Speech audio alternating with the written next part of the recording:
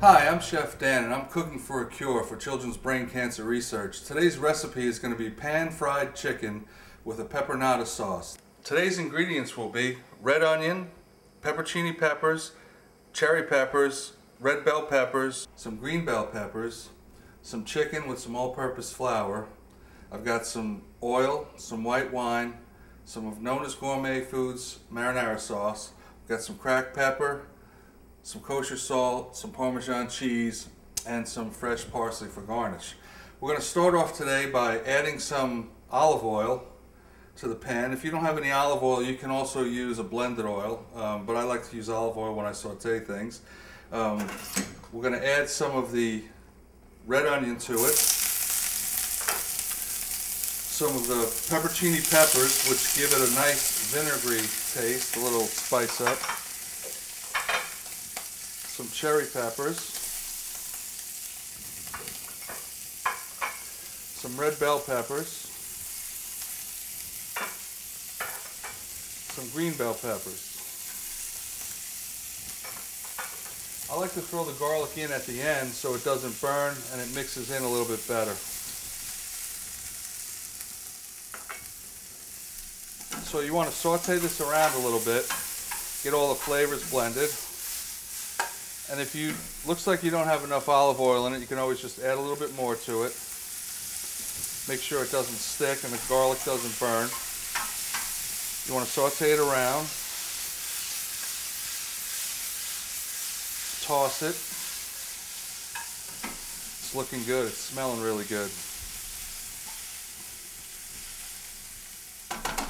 Okay, now what you want to do is grab some white wine. Add it to the pan.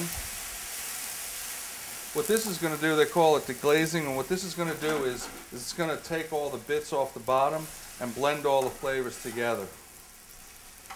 It's going to also help to cook the peppers a little bit.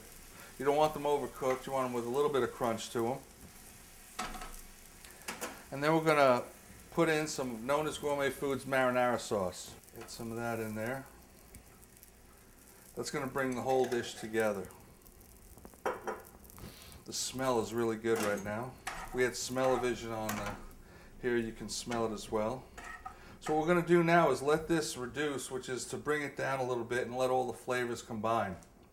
What we're going to do in this other saute pan here, which is also on low to medium heat, we're going to add a little bit of olive oil.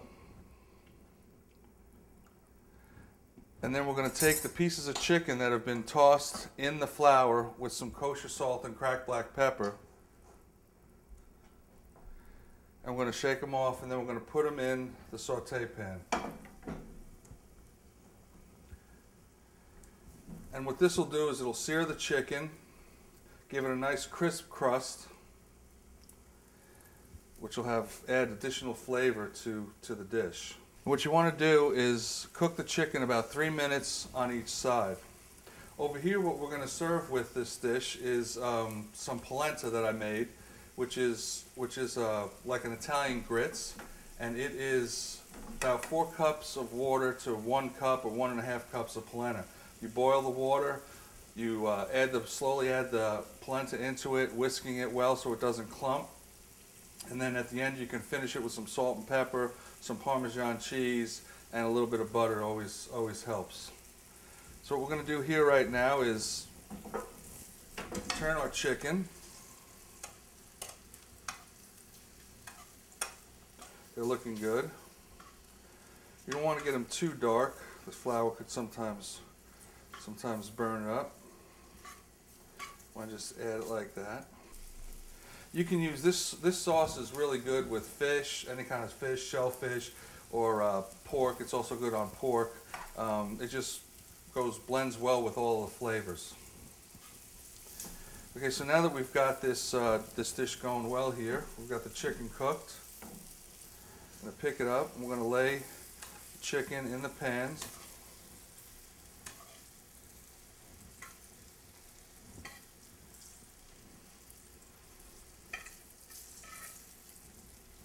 Turn up the heat a little bit on this. Turn this heat off, turn this heat up a little bit. And just kind of stir it around to blend all the flavors, get the chicken in it, heat it all the way through. Okay, now we're going to season this with a little bit of kosher salt, a little bit of cracked black pepper. Going to mix it around a little bit, blend all the flavors together. It's smelling really good. This is a great dish. All right, now we're going to plate the dish. Take the plate, take some of the polenta. It's creamy polenta. It looks really good. Finished it with some Parmesan cheese. Put it down on the plate. There we go. What we're going to do is add a little bit of Parmesan cheese onto the top of that, just to give it a little bit of, and some Italian parsley, just a little bit of garnish. Now we're going to take the pan-seared chicken. We're going to start laying it around onto the polenta. You can, I'm using polenta here today, but you can use anything like rice or roasted potatoes are good as well. A nice batch of sauteed spinach or Italian green beans are also really good. Or you can have your favorite pasta and just cook the pasta and then toss it into this sauce. Put it on a nice big platter. I mean, this is an awesome dish for family style. Okay, now we're going to pour the rest of the sauce over the top of it.